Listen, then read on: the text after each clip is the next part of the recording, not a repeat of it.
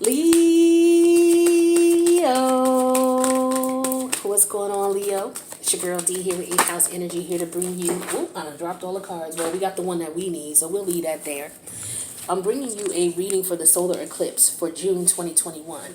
Now, I did one of those readings for the collective, all right, which got into real explicit detail about what we as community members of this planet are going to be experiencing with these energies. So it's very important you check that out, especially if you are trying to stay, trying to stay 2 steps ahead of the chaos that is going on and that will ensue throughout the rest of 2021, especially we're talking about the summer.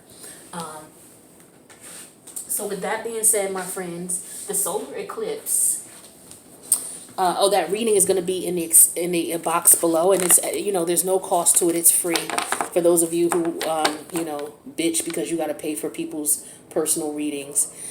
Let me stop.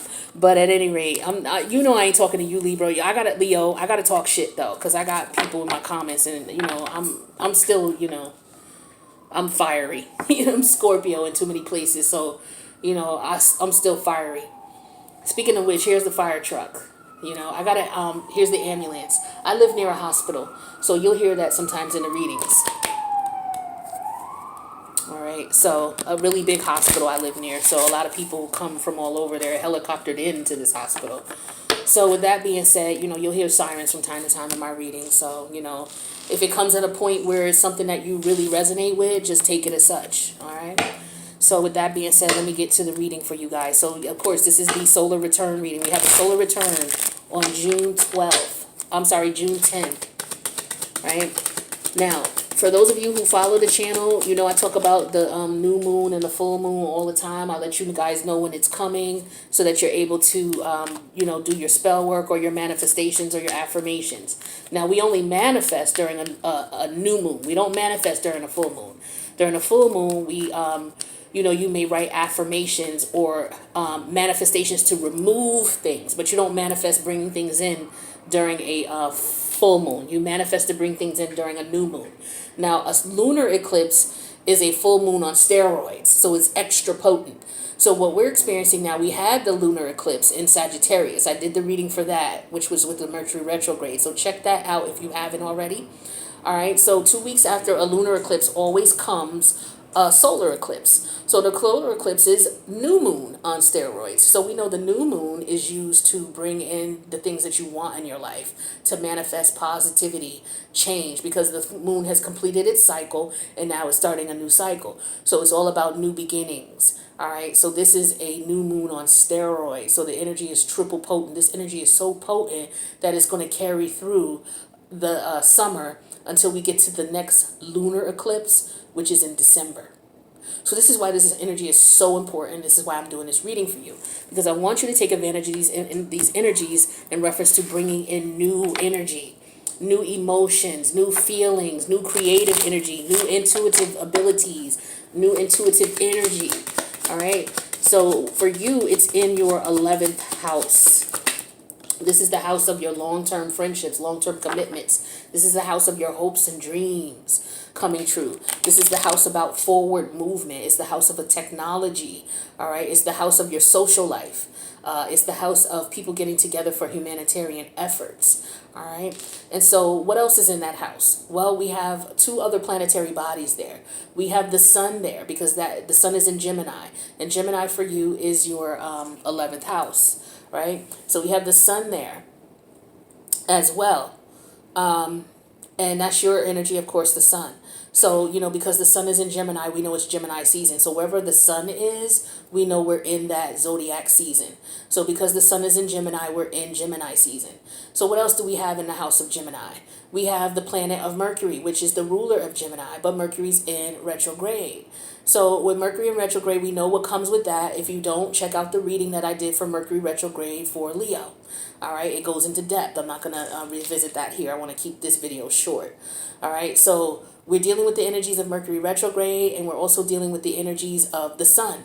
All right, the sun sheds lights on things. It can also blind you. Okay, it can also be too bright where you can't see what's going on.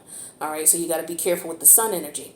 But we're bringing the moon in there as well on June 10th. So we're bringing the moon with the solar eclipse in there. So whenever you have the sun and the moon in the same house, this is beautiful. It's beautiful energy because it's a nice balance of yin and yang.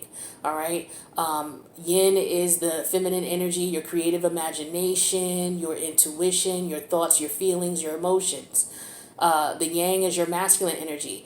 It's how you act based on those intuitive abilities, those emotions, those feelings, those thoughts, right?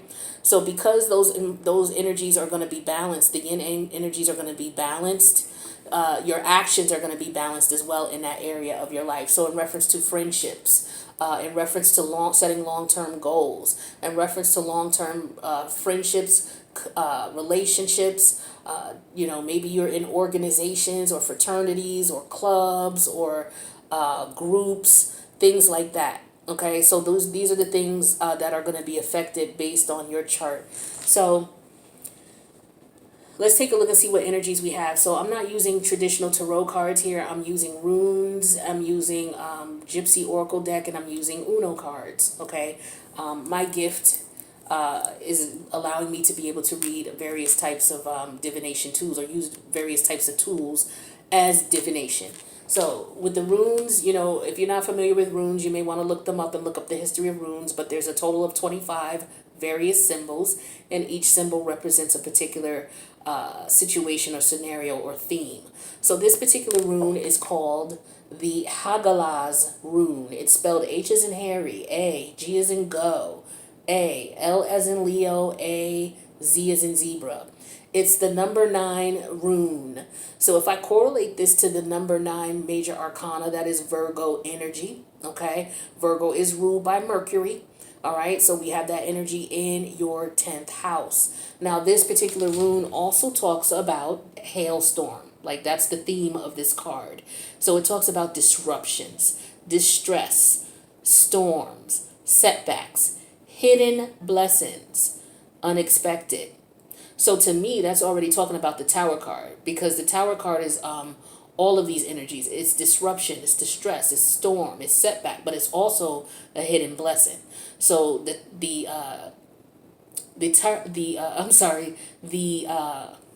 I had a brain fart, Leo. The Tower card is what I wanted to say. So the Tower card is not bad in the long run. In the short run, it could be because it's taking you off of where you were focused, but it's because you were focused on the wrong thing and the universe wanted to change your mind and change your direction and get you off of that path. It also talks about recovering from a crisis. Exactly. It talks about finding the hidden blessing. Of course, that's what Tower energy is about. It talks about transformations. That's what Tower energy is about. It talks about accepting nature's power, unexpected destructive forces, forces beyond your control, crisis with a hidden benefit, a blessing in disguise, unexpected damage or unexpected change, ruined plans, sudden crisis, seek the cloud's silver lining. Don't count your chickens before they hatch. So this is all very towerish in nature. We have that clarified with the wedding energy.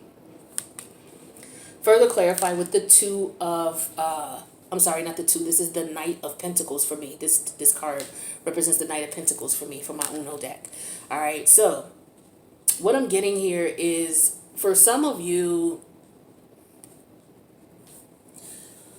you could be in a marriage or a relationship that has come to an end for whatever reason, because of whatever circumstance. It has come to an end, or it is coming to an end. And what I feel like is, once the moon energy comes into your 11th house, there's going to be change for you. All right, you're going to be more even-headed in reference to your actions about this marriage or this commitment, because the wedding card could just talk about being committed to something. It doesn't necessarily have to be a person. When you marry something, you commit to it. All right, when you sign that contract for your cell phone, that's a commitment. So you married to T-Mobile. I know I am. That's my man's in them. All right, so you're married. So it could talk about any type of contract where you're committing to something. Okay, so this could be the organization that you're in. So for some of you, you may be committed to a person, place, or thing or organization that the universe does not want you committed to. So as a result, you may be experiencing some unfortunate situations in relation to this connection.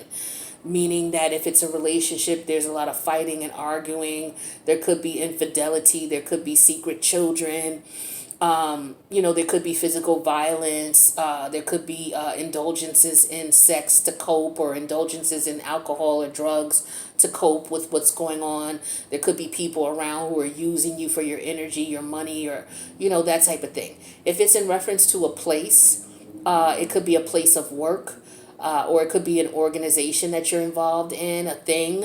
Okay, so the universe doesn't want you with this. Okay, and with Mercury in retrograde there, you could be reminiscing about all the things that you've gone through in this scenario, or this place, or this situation here.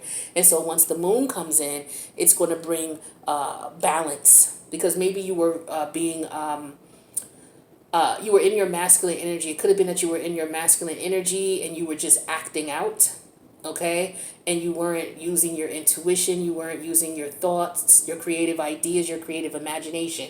So the moon's going to bring that in, and it's going to bring in a change, because we're talking about a solar eclipse. Solar eclipse brings in new intuitive energy. It brings in new creative, imaginative energy. It brings in new thoughts, new ideas. So once that energy hits on the 10th, some of you may feel it sooner than that, but once it hits on the 10th, things are going to be a lot balanced. So your approach to the situation is not going to be without thought, or just out of anger, or just reactionary. It's going to be well thought out now, and it's going to put you in a position where you're going to get the desired result.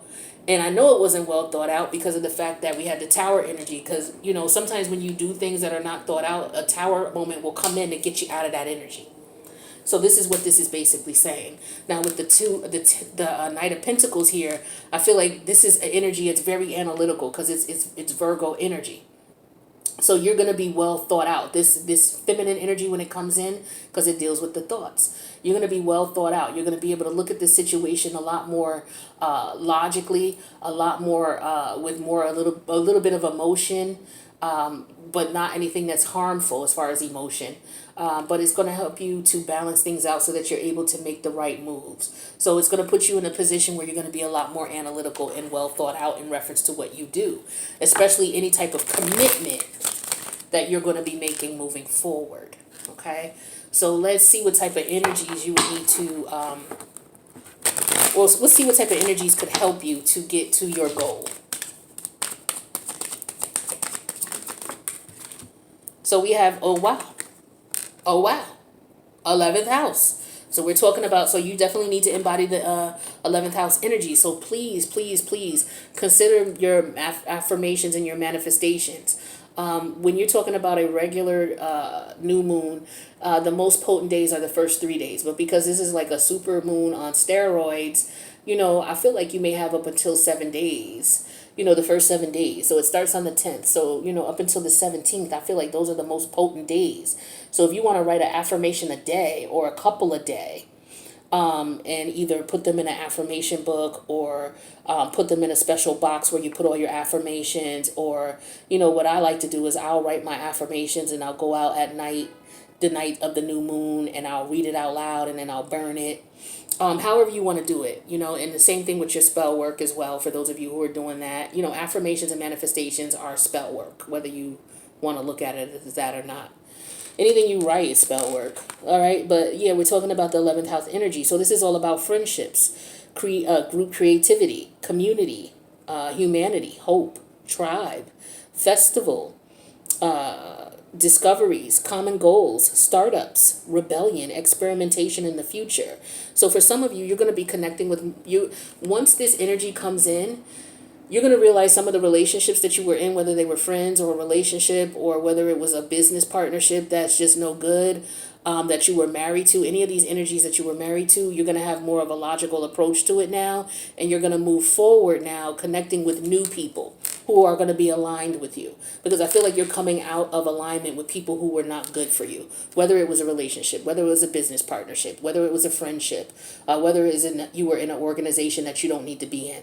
Okay, so the universe is saying you're going to be more level-headed moving forward, and you're going to be able to connect with like-minded energy. So I love that. That's good for you because you guys been going through it. So this is a light at the end of the tunnel. So make sure you use these energies to manifest. Okay, so if this resonated in any way, feel free to click that like button. If you would like to leave a message on how it resonated in the comments, feel free to do so. If you use the comments to disrespect my channel, my reading style, or anybody within the 8th house community, or you like to target specific signs, oh, I hate Geminis and this and that, you're going to be blocked from the channel. I'm telling this to everybody in every video, so I'm not, saying it's you. I just want to put the word out there because there's been a lot of people who, they've been dealing with their issues by, using misguided anger, directing it at, me and other people in the comments because they're being triggered.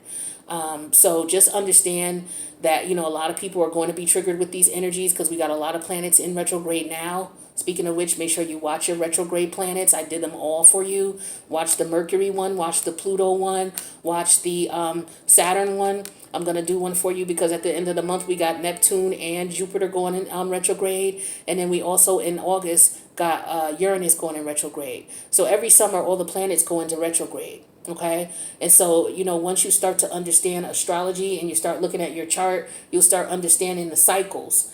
Start to understand the planets and the characteristics of those planets and where they are in your house. Start understanding where they are in your chart. Start understanding the houses in your chart and what they represent because they don't change. Start understanding the characteristics of the signs because they don't change. And once you understand those, then you'll start being able to better follow the alignments of the planet, and you'll be able to see how it may affect you and people around you. And this will help you to stay out of a lot of unnecessary bullshit. You know what I'm saying?